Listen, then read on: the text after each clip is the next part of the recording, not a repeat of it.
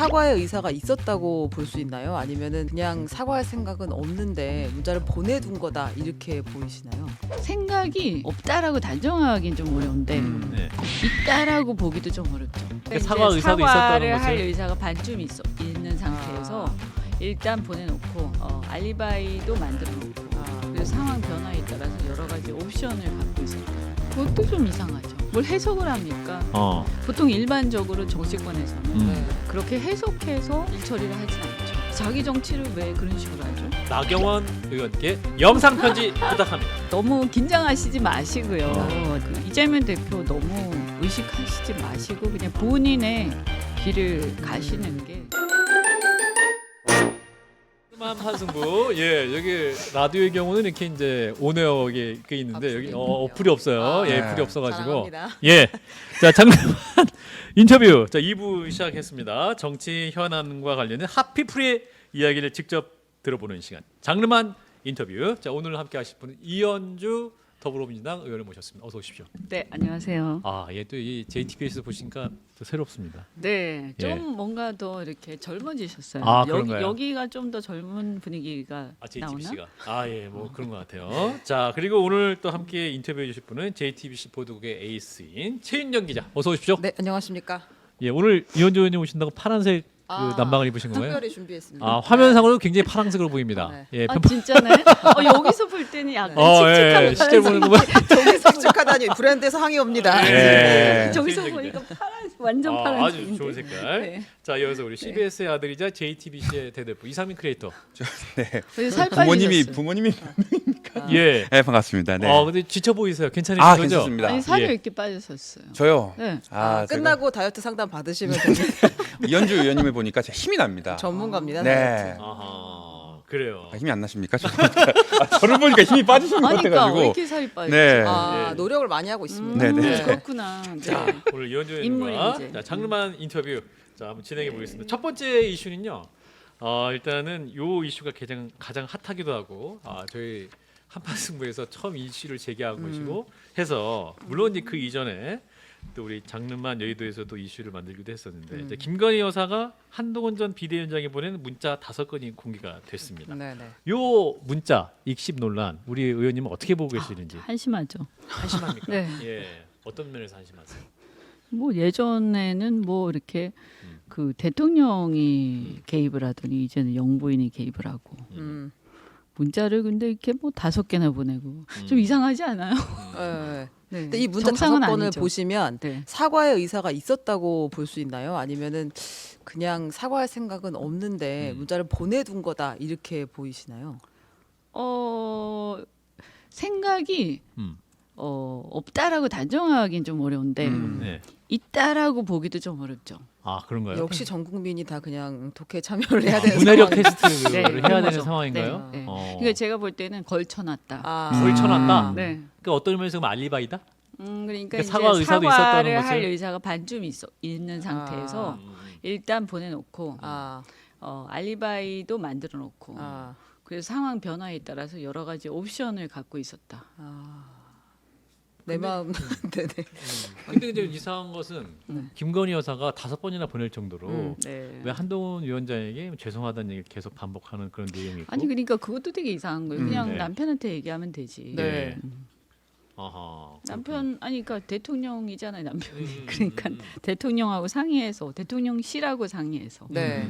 대통령한테 얘기하면 음. 대통령이 대통령실에다 지시를 할 거고 네. 그럼 대통령실이 예. 필요하면 당 지도부하고 한테 의사를 물어서 뭐 절차나 이런 걸 밟아서 하면 되죠. 근데 지금 이거 갖고 책임론이 나오잖아요. 한동훈 후보의 책임론. 근데 만약에 그 당시에 직접 선거를 뛰셨으니까 네. 여기서 만약에 김건희 여사가 정말 사과를 했다고 하면 선거 판도에 영향을 좀 많이 줬을까요? 그 당시에?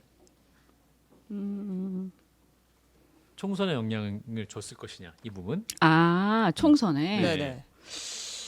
글쎄요. 근데 뭐 이미 보면 김건희 여사에 대해서는 이거는 이번 총선이잖아요. 그죠? 지난 총선은 그래도 조금 효과가 있었는데 네.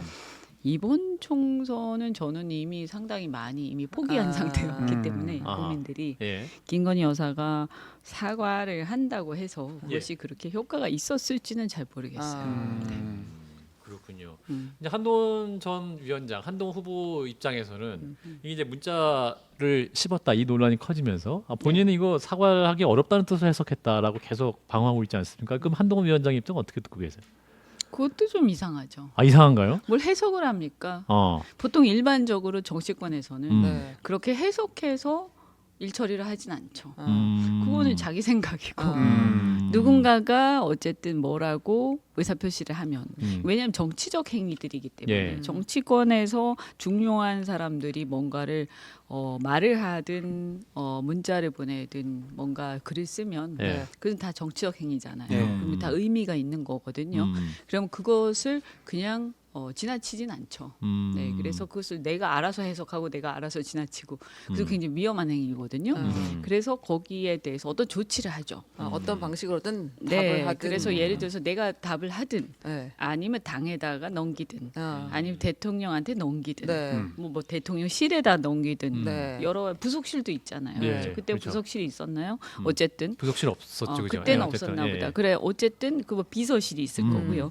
그렇게 보통 공식적으로 이것을 이렇게 딱딱 끊죠. 내 앞에서 네. 딱 끊죠. 음. 안 그러면 이것이 나중에 문제가 되거든요. 예. 이제 이런 식으로 문제가 되는 거죠. 아. 그래서 이게 자신한테도 문제가 될 수 있고 나중에 공적으로 문제가 불거질 수 있기 때문에 그 상황에서 이것을 끊어놔야 되는 거죠.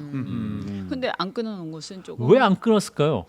그러니까 어리석은 건지 아니면 어떤 의도된 건지 그건 저도 모르겠어요. 자기 정치를 하기 위해서 그런 것이다라는 해석을 하시는 분도 있는데 의원님은 그런 평가는 동의하십니까? 전 좀 어리석어서 그런 어리석어서 거예요. 그랬다. 아하, 그렇군요. 그냥 그런 거 아닐까요?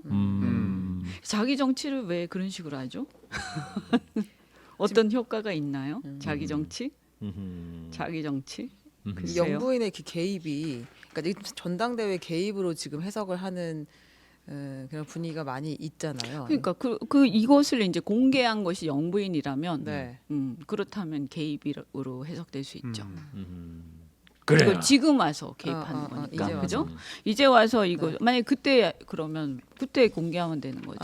그래서 지금 와서 이것을 공개하는 것은 어떤 문제가 불거지길 바라고 공개하는 것이고 네. 의도가 뭐 좋게 보이진 않잖아요. 그러니까 이것은 영부인의 개입으로 해석될 수 있는 거고요. 한동훈 위원장이 그 당시에 네. 어쨌든 이것을 그 당시에 공식적으로 처리하지 않고 네, 네. 어쨌든 영부인의 무게라는 것이 있는데 네. 그것을 그냥 아무 생각 없이 만약에 실수로라도 그냥 넘어갔다라고 네. 한다면 그것은 매우 경솔한 행위인 거고요. 이것을 의도적으로 그냥 넘어갔다라고 하더라도 그것은 저는 좀 무책임한 행위다. 그래서 저는 굉장히 프로페셔널하지 못한 네. 그런 면모가 보인다라고 생각이 됩니다. 그 전당대회 초기에는 어대한 분위기가 굉장히 강했잖아요. 네. 근데 지금 요 사건이 터지고서 약간 흔들린다는 이야기도 있는데 결과가 좀 어떻게 될 거라고 보세요? 근데 약간은 보면 좀 도낀 개낀 같은 그런 느낌이 좀 도낀 개낀. 있어요. 네. 그래서 결과에 그렇게 예를 들어서 한동훈 위원장이 되게 네. 말씀드린 것처럼 예. 되게 프로페셔널하지 못한 면모를 보이는 거 아니에요. 이게 무슨 뭐 정치 도대체 대선을 꿈꾼다는 사람이 이렇게 아마추어 같은 행동을 합니까? 이게 의도한 거든 아니든 간에 네. 그죠? 그러면 나중에 중요한 문제가 생길 때마다 이런 일이 불거집니까? 그죠? 그러니까 이거 굉장히 아마추어적인 행동들인데 그러면 이제 이걸 보고 실망을 할 텐데 문제는 뭐냐면 그 반대편은 다 또 영부인의 어떤 영향력 하에 있는 사람들이잖아요. 그러니까 독인 객인이기 때문에 사람들이 뭐 영향을 받기도 뭐하고 안 받기도 뭐하고 그냥 어떻게 보면 전체적으로 여당의 이제 그냥 망신이죠. 자, 그래서 이제 김건희 여사 문자 내용 중에 댓글팀 얘기도 나오기도 하는데 1월 23일 문자 보면 네. 근데 심평 변호사 같은 경우는 그 댓글팀 지금도 운영되고 있을지도 모른다 뭐 이런 식의 얘기도 뭐 하기도 하는데 이거 정치권에서 이런 댓글팀 얘기는 뭐 어떻게 공공연한 얘기인데 아 그런가요? 네. 제가 볼 때는 이런 건 있어요. 전당대회가 이제 뜨거워지면서 예. 레거시 미디어 쪽에 보면 네네. 그 댓글이 굉장히 이렇게 일관되게 비슷한 톤으로 네. 다른 그리고 내용이지만 특히 어. 한동훈 위원장에 대한 얘기가 나오면 네. 갑자기 여성 댓글이 갑자기 늘어납니다. 여성들의 아. 댓글이 늘어난다. 네, 네. 어. 조금 특이한 현상이다. 어. 더더군다나 나이가 많은 여성 댓글이. 아. 아하. 그 어떻게 근데 문자하면 이제 어떻게 나이 많은지 어떻게 아세요? 어떻게 알아요? 아니 그 있잖아요. 내용상으로? 네이버에 보면 나오잖아요. 아. 성비가 나옵니까? 네, 연령과 성비하고 성별. 연령 야, 정도는 나오거든요. 요즘 왜냐하면 정확히- 저는 보거든요. 야. 야, 그것을. 근데 분석적으로 이제 보시는구나 댓글도. 예, 그 데이터를 보니까 예. 그런데 이제 근데 보통 이제 레거시 미디어는 특히 네이버 쪽은 일반적으로 저기 국민의힘 지지층이 많이 봅니다. 네. 그리고 대개는 연세가 많은 남자분들이 많이 댓글을 다시거든요. 아. 국민의힘 쪽에서 예, 예. 그렇죠. 어르신들이 많이 다시는데 특이하게 한동훈 위원장 그 기사는 여성이 많이 있더라. 아. 여성 팬이 많아서 그런 거 네, 아니에요? 뭐- 아니 저는 처음에는 그런가 했는데 예, 예. 근데 그게 과도하더라. 아, 과도하. 여성 팬이 과도하게 많은 건 아닐까요? 뭐 실제로? 미드훈이나 이렇게 팬클럽이 아. 아니 있으니까. 근데 그것은 조금 이제 그렇게 보기에는 아, 예. 뭔가 왜냐하면 이제 조직화된 그 저는 뭔가 이제 움직임이 국민의힘 느껴진다. 내부를 좀 아는 입장에서 네. 보면 그 정도는 아니거든요. 아하. 예. 그 지지층이라는 게 그렇게 여성만 있는 그건 뭐 이게 무슨 뭐 아마 저 그 뭐죠 저기 팬덤? 아니요 그 저기 보면 그 아마존도 아니고. 뭐 그런 분위기는 아니라는 네. 거죠. 제 얘기는 이렇게 여성만이 네, 지지층이 있는 있는 건 좀 그 분위기는 이상하다. 아니죠. 근데 그런 댓글의 분위기를 봐서 조금 이상하네 하는 생각을 한 적은 있어요. 그렇군요. 그럼 이 논쟁은 또 계속될 수도 있겠네요. 정치권의 네. 댓글팀 이야기. 자, 더불어민주당 이현주 의원 백부 있습니다. 자, 우리 이현주 의원님이 이제 더불어민주당 전당대가 시작이 되면서 최고위원 출마를 하시면서 네. 네, 의원님이 한동훈 정도 내가 잡겠다. 네. 네. 그렇습니까? 저는 이제 저 정도 저 사실은 제 상대가 되나 하는 좀 약간 건방진 생각이지만 한동훈 네. 전 뭐 위원장 그러나 어쨌든 네. 저는 어떻든 간에 대표를 못 해봤고 그거는 뭐 윤석열 대통령의 후광이라 할지라도 네. 형식상 어쨌든 대표를 해봤으니까 네. 뭐 그 정도 이렇게 얘기할 수는 있겠다 이렇게 어, 생각이 듭니다. 네. 그렇군요. 그래도 한동훈 전 위원장 같은 경우 이번에 출사표를 던질 때 네. 본인이 장관일 때 180대 1로 싸웠다. 뭘 180대 1로 180대는 이제 싸웠다는 더불어민주당 의원들 의석수. 의석수 180명과 장관 한 명으로서 국회 대정부 질의할 네. 때도 사실은 그 어, 대화할 때 보면 민주당 의원들을 이렇게 네. 뭐랄까 반론을 통해서 제가 그 자리에 보수층에게- 있었어야 되는데. 그 자리 있었으면 맞다이 아하. 미니진 의원님이 네. 민의식으로 네. 할 수 있었을 것이다. 제가 그 자리에 있었어야죠. 음. 근데 한동훈 위원장은 이렇게 계속 말장난을 계속 하시는데 네, 네. 말장난이에요. 예, 제가 봤을 때는 아니 근데 진짜 이렇게 진심으로 조언을 해드리자면 예. 본인의 영혼이나 본인의 정치적 경험 속에서 체득된 진심이 담긴 얘기를 좀 하시길 바란다. 아. 그러니까 굉장히 명언을 많이를 하시거든요. 네. 명언. 어떤 다른 유명한 과거의 어떤 정치인, 다른 나라 네. 이런 데서 나온 명언을 하시는데 네. 그 얘기를 자꾸 하시면 그 외워서 하시잖아요. 아. 그때는 듣기 좋죠. 하지만 그게 국민들 마음속에 와닿지 않기 때문에 아. 그 말이 남지 않는 거예요. 음.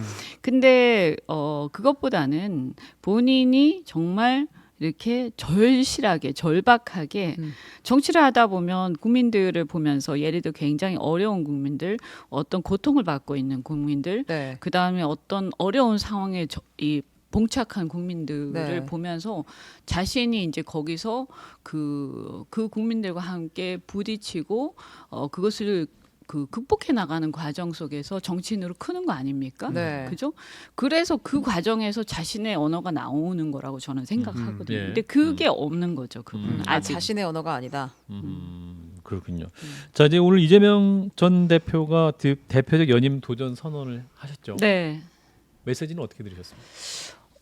저는 뭐 메시지는 그래도 바람직한 방향으로 잡고 계신다라고 봅니다. 왜냐하면 지금 뭐 다들 탄핵 얘기를 하시죠. 네. 물론 윤석열 대통령 지금 보면 어제 이제 JTBC의 뉴스룸에도 나왔지만 네.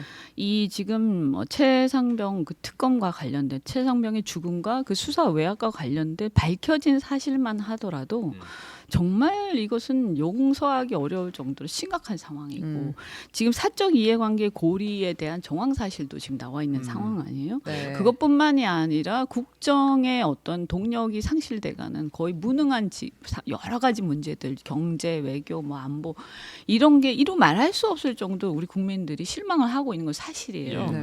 그래서 이게 뭐 국정 능력이 없다 이것은 많은 사람들이 동의를 하겠지만 문제는 뭐냐 하면 그래서 이제 그러면 우리 민주당의 입장에서 보면 그건 다 아는 얘기고 네. 그죠? 그 뭐 윤석열 정권이 어떻게 되고 그 윤석열 정권이 더 이상 자격이 없고 이건 다 아는 얘기고 그러면 우리는 그러면 대안으로서 국민들이 희망을 가질 수 있어야 된다는 거죠. 그래서 이재명 대표님이 대표로 이번에 대표 그러니까 이번에 지도부 임기를 할 때는 다음 차기 정권으로서 네. 그러니까 집권을 우리가 했을 때 저기가 집권하면 좀 괜찮겠다 이런 느낌을 줘야 되는 거거든요. 저는 그게 이번 지도부의 과제다라고 생각을 합니다. 수권 정당이 될 수 있다는 그 모습을 그 보여주는 희망과 것이, 어떤 네.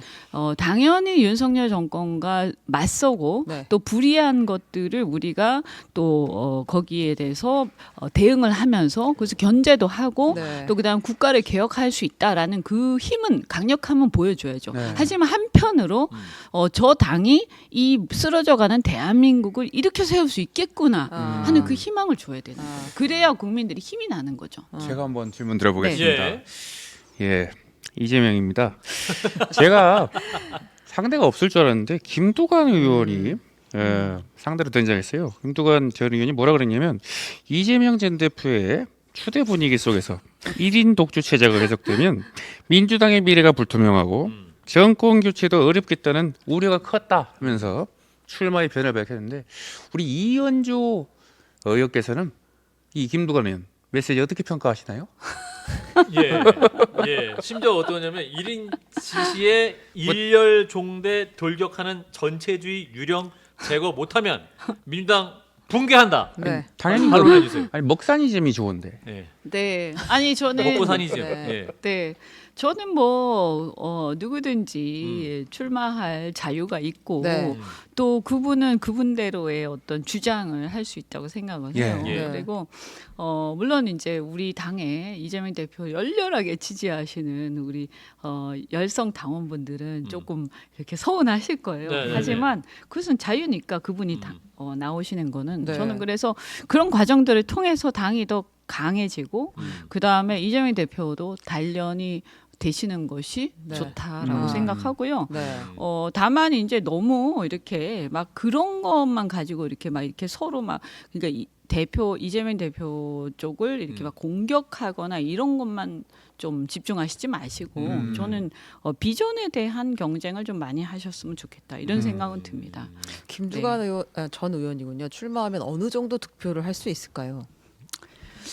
성공 여부가 24% 돌파할 것이냐 이 부분이라고 아까 이제 왜 24%? 그러니까 지난 77.77 77.77을 기록하셨기 때문에 이재명 대표가 지난 대표 1기 대표할 때. 1기 대표할 때 투표율이 그 득표가 77.77 아, 때문에 연임할 때 한 80을 얻으면 네. 연임에 대해서도 굉장히 뭐 국민이나 당원들이 네. 더 잘한다. 네, 이현주 재신임을 하는 의원님께서 직접 인터뷰에서 김두관 의원을 향한 격려성 투표가 있을 것이다 이렇게 아, 격려성 투표는 투표. 예. 그럼 그게 그러면 그러니까 이런 이제 말하자면 굉장히 도전 자체가 네. 굉장히 어려운 그렇죠. 환경인데 누가 여기서 지금 나가려고 하는 것 자체가 놀라운 일입니다. 참가의 지금. 의미. 그러니까 이제 네. 어쨌든 간에 이제 이 전당대회 이제 흥행과 여러 네. 가지의 네. 또 나름의 또 의미를 부여할 수 있으니까 네. 그런 이제 격려성 투표도 있을 수 있다 아. 이런 의미죠. 네. 85대 15 정도 생각하면 될까요? 85대 15 정도? 뭐 그 정도? 네. 아니 그래도 또 80대 지난번 글쎄요 한 20 정도? 네. 20% 내외는 그래도 생각해 볼 수 있다. 뭐 그럴 수 있고 그분이 어떻게 레이스를 벌이느냐에 따라 다를 것 같습니다. 이제 시작이니까. 그러니까 캠페인을 하는데 네. 제가 아까 말씀드렸잖아요. 그 아까 격려성 투표라는 것은 비전을 제시를 하고 나름대로 네. 그래서 이재명 대표 측이 미처 생각하지 못했던 어떤 굉장히 참신한 얘기들을 하면서 와 이런 부분들은 좀 도움이 된다.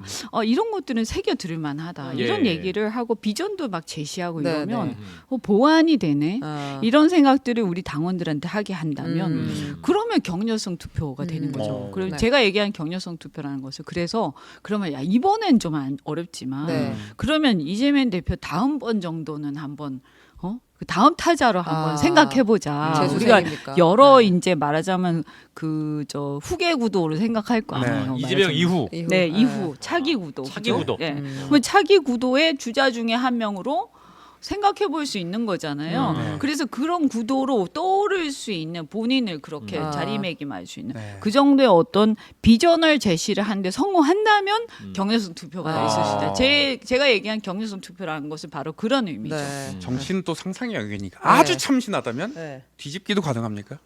아 그거는 제가 죄송합니다. 생각해 현실적으로 현실적으로 너무 질문의 상상했습니다. 현실성이 너무 떨어져. 정직하게 말씀해 주셨습니다. 왜냐하면 지금은 네. 대선 국면이라 네. 대선 네. 국면. 어. 그러니까 지금 뭐 솔직히 말씀드리면 음. 윤석열 대통령에 대한 지지가 너무나 추락해 있어서 예. 네. 이미 차기 대선 국면으로 갔다라고 봅니다. 아, 그렇군요. 아. 근데 국민의힘 근데 이제 어제 전당대 그 TV조선에서 OX 퀴즈를 보면 네. 이제 다음 대선에서 이재명 전 대표가 민주당의 후보가 될 것이다. 그러니까 OX 했는데 4명 다 X라고 얘기했어요. 사법 리스크 때문에 후보도 되지 못할 것이다 이렇게 얘기했는데 그분들의 희망사항. 희망사항입니까? 네, 네, 네. 아하. 네. 심지어 나경원 의원은 이재명 전 대표 퇴출하겠다. 이재명 결의안 구상까지 밝혔는데 아. 어떻게 판단하십니까? 무슨 결의안요? 이재명 제명 제명 결의안. 그러니까 이재명 대표가 발음 잘하겠네. 제명 제명 결의안. 이재명 대표가 굉장히 네. 두렵나 봐요. 음. 그런 것까지 내시는 아. 건. 우리 이현주 의원님이 인터뷰 시작하면 처음 웃으셨는데 자 이재명 제명 결의안을 구상하고 있는 나경원 의원께 영상 편지 부탁합니다. 제가 예. 자 나 의원님. 아니 예. 저기 너무 긴장하시지 마시고요. 네. 그리고 저는 나 의원님이 그래도 그 국민의힘에 아주 비정상적인 보수 인사들 많으신데 그 개중에는 그래도 좀 정상에 속하는 분이라고 나 생각하거든요. 의원님이? 아 예, 네. 그럼요. 그리고 오래 되셨잖아요. 그 보수 인사 중에서 네. 당을 오래 지키신 분으로 전 나름 인정하는 분 중에 한 분이세요. 네. 그래서 그 이재명 대표 너무 의식하시지 마시고 그냥 본인의 길을 가시는 게 저는 좋다고 생각합니다. 영상 편지 파이팅 굉장히 하세요. 뜨거운데. 예, 좋습니다. 아주 따뜻합니다. 따뜻하게 네. 파이팅 하십시오. 진지하고 네. 따뜻하게 아니 진짜 보여주셨어요. 자칫 잘못하면요. 이렇게 막 거기에 막 쏠리다가 아. 쏠리다가 본인 페이스 잃지 마시라. 네, 페이스 잃을 것 같아요. 나경원의 정치를 하셔라. 걱정돼서 제가 충고해드리는 아, 거죠. 좋네요. 그렇군요. 네. 아니 근데 이제 지금 이현주 의원이 최고위원 출마하겠다라고 이야기를 하셨고 목표는 네. 몇 등이시? 아, 뭐 그거야 항상. 네. 수석! 1등이죠. 1등! 최고위원. 근데 왜 이렇게 12명 중에 1등. 그렇죠. 근데 왜 이렇게 떠신 거예요? 그 출마 선언을 할 때 저는 막 보는 사람으로서 너무 그 처음에 네. 그거 제가 저기 프린트가 네. 안 돼가지고 이거는 다 원고의 네. 문제인가요? 그래가지고 약간 뛰어왔어. 숨이 찬 거였군요. 아이고. 네. 숨이 차서 긴장되시니 아니고 숨이 차서 그러셨구나. 아니 긴장도 좀 되고요. 네. 뉴스 앵커들도 뉴스하다 갑자기 들어오면 막숨 아, 한땀 네. 저는 너무 네, 비장해가지고 그런- 조금 비장도 했죠. 아. 네. 비장도 하고요. 아, 네. 아, 아. 여러 근데 가지 복합적으로. 네. 출마하시기 전에 이제 이재명 대표랑 이야기를 좀 하셨을 거 아니에요. 네. 뭐라고 하셨나요? 그러니까 이제 지금의 전국 상황, 시국 상황에 대한 얘기를 나눴고요. 예. 저 지금 시국 상황 되게 심각하다라고 네. 봅니다. 아까 말씀드린 것처럼, 음. 그러니까 예를 들어서 대선이 원래는 3년 후잖아요. 네. 근데 언제? 그러니까 이미 지금 대선 국면이다라고 생각하고요. 네. 그래서 이 상황 속에서 두 가지를 다 해야 되는 거죠.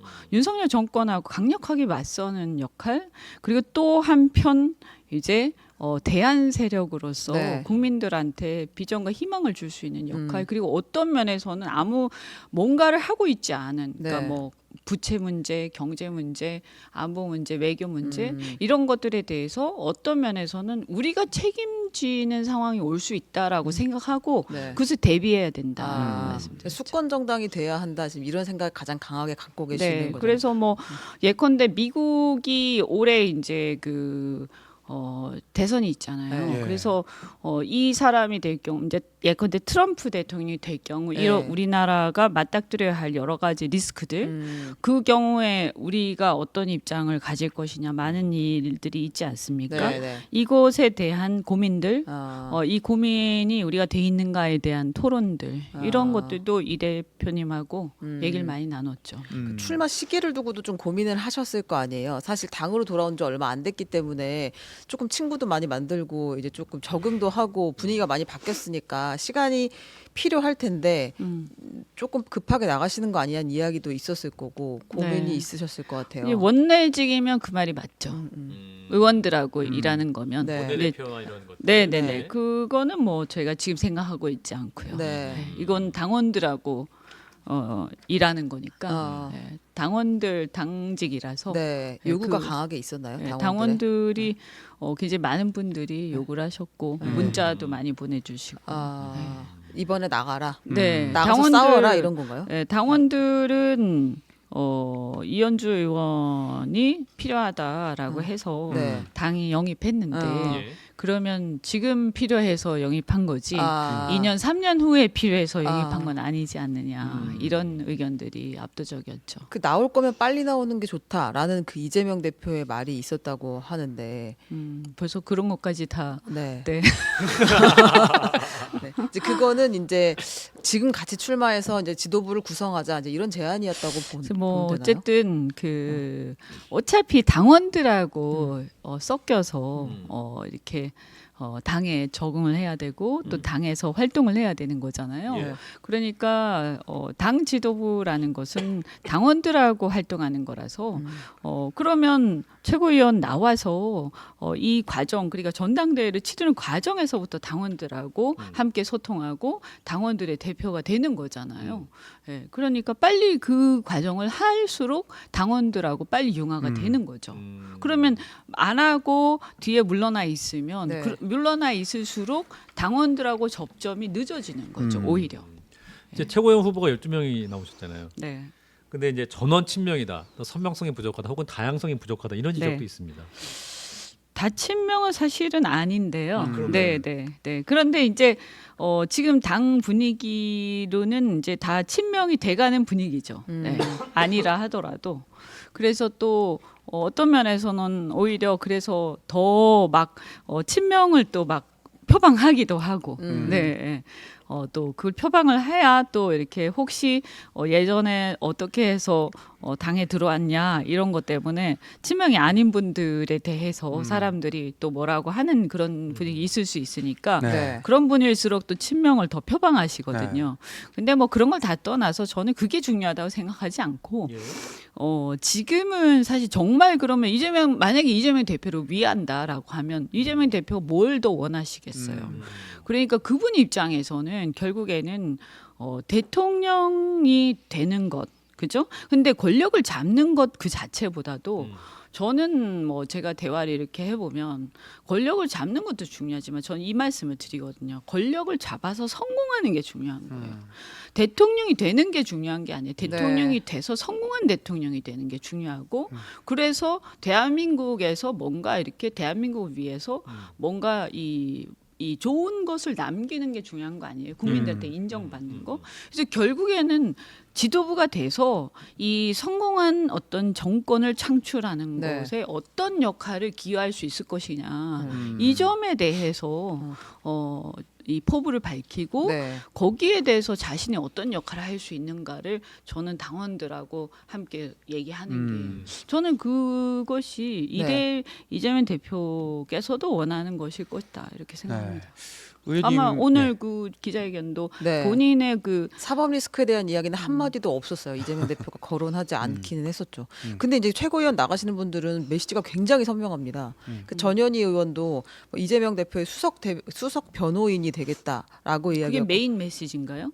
아니, 가장 중요한 대목이죠. 기자들이 지금. 이제 뭐 예, 그거를 예, 이제 예. 아마 그리고 꼽았군요. 정봉주 전 쓰신 분이 의원, 있는 것 같고. 정봉주 전 의원 지금 우리에게 필요한 건 닥치고 공격, 닥공이다라고 이야기를 야. 했고, 셉니다. 아, 그러니까 다들 그런 이인영배 분들도 의원도 계신 그렇고, 거죠. 아, 근데 이제 그거에 비하면 매워요. 또 의원님의 그 출마 선언문은 굉장히 그거 보면 신중하고 톤이 조금 더 낮은 것 같아요. 그 아. 측면에 있어서. 그리고 사법 리스크에 대해서도 마지막으로 한 가지 덧붙이자면 이라고 하면서 그 이재명 대표의 사법 문제를 얘기하겠다라고 하셨잖아요. 그러니까 이걸 단순히 개인 문제로 치부할 것이 아니라 명백히 부당한 경우에는 법이 허용한 한도에서 당 지도부가 관심을 갖고 함께 극복해 나갈 수 있도록 할 것이다. 요 정도 톤이었는데 이거 생각보다 강한 톤은 아니었어요, 사실.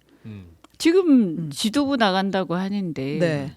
그렇게 막 사법 리스크를 막 전면에 내세우는 게 네. 이재명 대표께서 원하는 걸까요? 아, 저는 그건 아니다. 네, 그렇게 생각하지는 않습니다. 아. 그거는 어차피 이제 지도부가 되면 이재명 대표님하고 그런 것들 다 상의를 할 거 아니에요. 네. 그죠? 그리고 저는 이렇게 생각해요. 그분도 자기 변호인들이 다 있잖아요. 네. 그러니까 법적인 판단들이라든가 이런 것들은 네. 자기 변호인들이 다 훌륭한 분들이 다 잘 하세요. 네. 근데 중요한 건 뭐냐면 지금 윤석열 정권은 민주당의 집권을 막기가 어렵다. 왜냐하면 본인들이 너무나 지금 심각하게 추락하고 있기 때문에 네. 그렇기 때문에 그럼 유일하게 민주당의 집권을 막을 수 있는 것은 이재명 대표의 이 사법 리스크를 고리로 해가지고 이게 실제로 문제가 있든 없든 간에 네. 그걸로 흔들어 가지고 계속 네. 흠집을 내는 것이다. 이렇게 판단해서 계속 망신 주기로 일관하고 있는데 네. 이 문제는 법적인 문제라기보다는 사실은 전략적 정치적 문제거든요. 그래서 이것은 전략적인 문제가 판단이 중요한 거예요. 그래서 예컨대 검찰 그다음에 이 어떤 기타 권력기관하고의 문제도 있지만 사실 가장 중요한 것은 국민들의 저항 의식과 우리하고의 관계에 있어서 우리의 기세 그러니까 야당의 어떤 집권 가능성과 대세론을 키워가는 게 가장 중요한 거예요. 그래서 모든 권력기관이 봤을 때 네. 아, 민주당이 대세구나. 민주당이 집권하겠구나라고 하면 모든 건 끝나는 거예요. 아. 그런 분위기를 만들어가면서 네. 그런 전략적인 어떤 판단들을 해가면서 권력기관하고도 대화를 해가면서 그 권력기관들의 약한 부분들을 건드려주는 게 중요한 거거든요. 네. 그래서 이게 그냥 단순하게 법적으로 이게 A가 B고 C가 D고 이게 D고. 중요한 게 아니고 네, 네, 네. 권력기관도 우리가 사실은 우리가 집권을 하게 되면요. 네. 권력기관도 우리가 일종의 운영을 하는 거예요. 네. 그래서 그 운영 능력을 갖고 있어야 되는 거죠. 아. 정무적 능력을 갖고 있어야 되는 거예요. 지금 민주당이 하고 있는 것은 이제 검사 탄핵 이거나 이제 검찰개혁 독치탄압 정치탄압 독재위원회 뭐 이런 데서 계속해서 이제 규탄 성명을 발표하고 검사들의 문제점, 검찰 조직의 문제점을 문제 제기하잖아요. 그리고 이제 이재명 대표의 재판이나 수사받는 내용이 어떤 게 문제인지를 적극적으로 방어하고 이제 그래서 당 전체가 그거 사법 리스크 방어에 나선 거 아니냐는 이야기들도 있는데 그것도 이제 전략 중에 하나인 건가요? 수권 정당으로 가는. 뭐 그런 역할을 하시는 분들이 계실 거고요. 네. 또 법사위는 법사위대로 그 역할을 하실 거고요. 네. 또 변호인은 변호인대로 그 역할을 하실 거고요. 네. 또 지도부 안에서 최고 지도부는 아. 대표와 함께 네. 또 다른 역할들이 있을 겁니다. 예, 그러니까 모든 사람들이 네. 모든 사람들이 똑같은 일만 하고 있으면 안 되잖아요. 네. 그죠? 그래서 그것을 최고 지도부는 지휘를 해야 되는 거죠. 그래서 전략도 있고 그 다음에 일종의 여러 가지 뭐 대화를 하는 사람도 있을 거고 그래서 전체 그림을 보면서 이 정무적 감각을 가지고 전략과 전술을 능수능란하게 구사할 수 있는 게 지도부기 때문에 저는 적어도 최고위원회 1, 2등 정도 되는 사람이라면 네. 그것이 그 모든 것들의 머리 꼭대기에 앉아 있어야 되는 거지 아. 한두 가지를 가지고 자기가 막 이러고 있으면 안 되는 거죠. 아. 그런 차원에서 여러 네. 명을 지금 날리시는 것 같은. 네. 의원님의 정치한 네. 10단은 돼야 되지 아, 않겠습니까? 출마 선언 식단은 돼야 된다. 네. 출마 선언 메시지 중에서 제가 주목했던 것이 네네. 있었습니다. 지도부에 어. PK의 정서를 아는 사람이 네. 필요하다. 아. 그렇다면 민주당에 지금 PK의 정서 어떤 게 필요합니까? 아 그러게요. 그 부산이나 이때 네. 보면 전재수 의원 하나 남고 사실은 잘 될 거라 생각했는데 다 낙선을 했잖아요. 네. 어떤 상황이었던 겁니까? 이제 여러 가지가 있죠. 그래서 이제 일종의 애증 같은 게 있는데 이제 부산 같은 경우 일단 고령화가 굉장히 심각하거든요. 그래서 어르신들이 많으세요. 생각보다 많으세요. 노인이 많다는 얘기인데 그 뭐 현실이니까요. 네. 그렇다는 얘기는 이제 보수적이란 얘기예요. 음. 민주 보수라고 전 얘기를 하거든요. 민주 보수. 그래서 보수적이면서도 사실은 TK보다는 조금 민주적이죠. 예. 그러면 이런 분들의 특징이 뭐냐면 너무 이렇게 또 과격하게 나가면 또 이렇게 또 움츠러들거든요. 그래서 우리가 수도권에서 얘기할 때하고 부산이나 PK에서 얘기할 때하고 달라야 되고 톤이, 톤이 좀 달라요. 톤이 달라야 됩니다. 그 다음에 이쪽에서 화가 나는 건 또 뭐가 있느냐 하면 예를 들면 그 엑스포 문제에 대해서 굉장히 부산 분노하고 엑스포. 아, 네. 그러면 이 부산 엑스포 문제에 대해서 저는 지도부가 뭔가 해야 된다라고 생각해요. 그래서 제가 이제 지도부에 들어가게 되면 네. 저는 부산 엑스포 문제에 대한 어떤 국정조사 이런 것들을 추진을 할 거고요.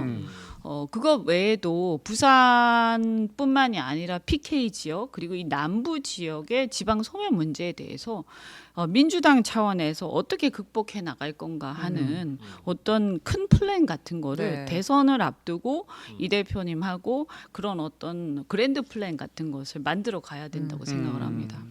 그게 있고 그다음에 또 하나는 이제 약간 보수적인 성향을 갖고 있잖아요. 네. 그래서 우리가 예컨대 부산에 갔을 때 우리의 행동거지라든지 이런 네. 것들도 굉장히 전략적이어야 하고 또 저는 이제 부산에 이제 고향도 있지만 부산뿐만이 아니라 영남 지역에 제가 이제 그 고향이나 이런 연고도 있지만 네. 또 실제로 그 지역에 정치적 기반도 어느 정도 있는 편이잖아요. 네. 그리고 국민의힘 내부 사정도 잘 알고 있고 네. 그리고 중요한 거는 거기서 윤석열, 한동훈 두 분에 대해서 감정이 이렇게 좋지 않습니다. 아하. 그래서 과거에 보수를 괴멸시킨 당사자다 이렇게 네. 생각하시는 분들이 많거든요. 네. 그럼 이 문제에 대해서 네. 민주당도 사실은 박근혜 정권 탄핵에 우리가 저도 마찬가지고 참여를 했지만 예. 정권을 탄핵한 거하고 그 이후에 검찰 세력이 완전히 쑥대밭을 만든 거하고 또 다른 문제거든요. 사실 민주당도 당했잖아요. 예. 검찰 세력에 의해서. 이 부분을 분리를 시켜서 저는 어떤 미래지향적인 검찰 개혁 문제하고 같이 연계하면서 저는 이게 정치와 정치의 보건 문제하고 같이 얘기를 해야 된다 이렇게 생각합니다. 아하. 그렇군요. 자 이제 의원님을 보내드릴 시간이 한 9분 남아가지고 네. 네. 몇 가지 질문하고 마무리해야 될 것 같은데 네. 어제 이제 JTBC가 단독으로 그 주가 조작 공범 이모 씨가 네. 임성근 사단장 9명이 나서는 정황에 대한 녹취록이 공개되기도 했죠. 변호사시기도 하니까 네. 이게 관련- 해병대 가족입니다 또. 아버지가 그러시군요. 128기라고 그때 얘기. 아, 예. 28기요. 126기? 네네네. 예, 그러니까 이제 그 내 보면 이제 원래 별 3개 달아주려고 했던 거잖아. VIP에 연락하겠다. 사표 내지 말라고 해. 뭐 이런 내용이에요. 이 내용이 관련 수사에 어떤 영향을 미칠 수 있을까요? 이건 저는 아주 결정적인 정황 증거다 이렇게 생각합니다. 아 그런가요? 네. 음. 왜냐하면 이게 왜 중요하냐면요. 지금 이 사건 두 가지가 있죠. 네. 최상병의 죽음에 대한 책임 문제가 있고요. 또 하나의 축은 이 수사를 해나가는데 이 수사를 외압을 통해서 방해한 사건이 하나가 있는 네. 거예요. 그래서 이 방해를 하면서 박정훈 대령에게 누명을 씌우면서 이제 진행을 해나간 거죠. 근데 이걸 쭉 나중에 공수처하고 이렇게 해서 수사하고 또 그 다음에 여러 언론들이 파헤치면서 드러난 게 보니까 통화기록 같은 게 나오면서 어떤 정황이 나오냐면 처음엔 대통령이 경로에서 알아서 밑에서 막 한 줄 알았는데 네. 그게 아니고 대통령이 직접 개입한 것 같다. 이런 정황까지 나온 거예요. 예. 그래서 대통령이 직접 개입해서 수사 외압을 어느 정도 관여한 것 같다까지 나왔는데 네. 그럼 대통령이 수사 외압을 했다 손 치더라도 이것이 만약에 대통령이야 이게 사단장이 그런 일일이 사단장이 이런 일에 다 문제가 되면 되겠냐라는 굉장히 꼴통 같은 생각이지만 네. 그럼에도 불구하고 이것이 나름의 공적인 생각에서 했다라고 한다면 예. 네. 이것이 과연 그렇게 심각한 문제가 있긴 하지만 비난 가능성은 있지만 그렇게 심각한 대통령 자격 문제까지 가는 문제냐 이렇게 얘기할 수 있거든요. 그러면 여기서 대통령의 자격 문제가 논의되는 결정적인 기준은 뭐냐? 이게 사적 이해관계가 연루돼 있냐 없냐예요. 음.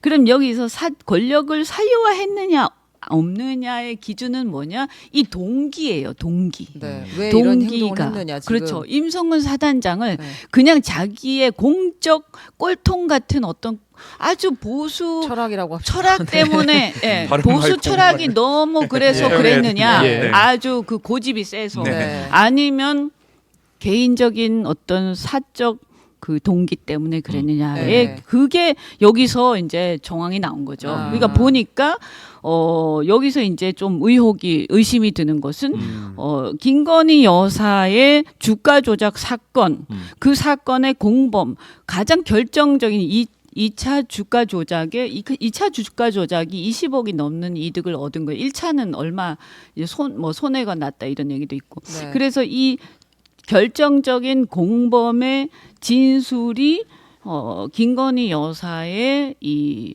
수사에서 엄청나게 중요하거든요. 네네. 왜냐하면 이 2차 주가 조작이 중요한 사건이에요. 김건희 여사가 만약에 문제된다면 네. 1차는 별로 이익을 얻은 게 없기 때문에. 네. 그럼 여기서 이 사람의 진술이 결정적인데 이 사람의 이 사람이 어떻게 진술하냐 중요하기 때문에 이 사람의 압력, 이 사람의 어떤 청원, 이 사람의 청탁 이런 것에 약할 수밖에 없는 거죠. 네네. 그래서 이 사람한테 뭔가 이런 것들을 갖다가 잘 하기 위해서 네.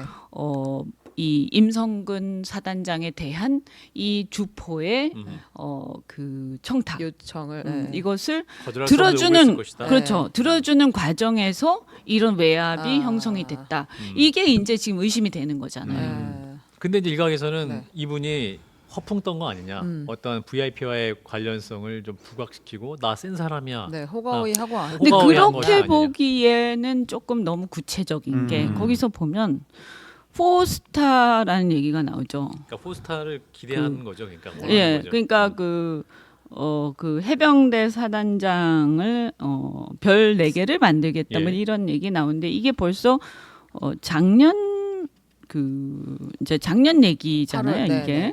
근데 이미 이제 그때 이 얘기가 나온다는 것은 이 사람이 그냥 단순하게 허풍 떠는 위치는 아니라는 거. 상당히 그 정보가 밝은 사람이고 뭔가 이렇게 얘기가 어느 정도는 상당히 많이 이렇게 깊게 이렇게 관여가 돼 있는 사람으로 이제 그 우리가 짐작할 수 있는 거죠. 네, 그렇게 근데 어쨌든 볼 수 있겠다. 그래서 뭐냐면 이것은 결정적인 정황 증거인 거예요. 네, 근데 네. 결국 뭐냐 하면 그래서 특검을 해야 되는 거예요. 특검이 그러면 필요하다. 이 상황에서 그러면 결국에는 이제는 결정적인 정황 증거가 나왔는데 동기가 나왔잖아요. 네. 그러면 이게 그럼 마지막 그것은 어떻게 해야 되냐? 결국에는 강제 수사를 하든 뭘 하든 해서 다 수사를 해야 되는데 누굴 수사해야 되냐? 이제 남은 것은 대통령과 대통령 영부인밖에 안 남은 거 아닙니까? 결정적으로 임 사단장하고 예. 이런 분들 그러면 이걸 특검 특검 말고는 외에 방법이 할 수 없다. 있는 사람이 없죠. 근데 지금 특검법을 통과시켰는데 대통령이 거부권 행사를 했잖아요. 결국에 또 제의를 해야 될 텐데 지금 이 상태로 200명을 넘기기는 현실적으로 쉽지 않은 거 아닙니까? 지금 상황을 보면 뭐 솔직히 말씀드리면 네, 쉽지 네. 않죠. 한동훈 위원장이 큰 소리 치지만 제가 볼 때는 전혀 뭐 아무런 뭐 법안을 발의하는 것도 없고 뭐 어떤 의지가 안 보이죠. 네. 그럼 좀 전략적으로 민주당에서 이제 이거를 합의할 수 있는 안을 조금 수정해 볼 수도 있는 거 아니에요? 제3자도 있고. 아니 그래서 제가 볼 때는 할 수 있는 게 뭐 개혁신당이 특검을 지명한다든지. 천하람 개혁신- 의원의 안 야당- 변협에서 추천받자 뭐 이런 안도 있고. 변협은 저는 안 된다고 생각합니다. 왜냐하면 예. 변협이 최근에 검사 4명 탄핵에 대해서 뭐 이상한 이제 반대하는 어떤 그 의견을 냈을 거예요. 그러니까 변협은 이미 검찰 개혁 자체에 대해서도 굉장히 부정적인 시각을 갖고 있기 때문에 예. 이미 약간 이렇게 바이어스 돼 있다. 그래서 어느 한쪽에 좀 치우쳐 있는 입장이 변협이 굉장히 그때마다 좀 다른데 대개는 이제 변협이 공정한 편인데 때에 따라서는 이게 좀 편파적인 경우도 있어요. 그래서 지금은 좀 어려운 상황이고요. 네.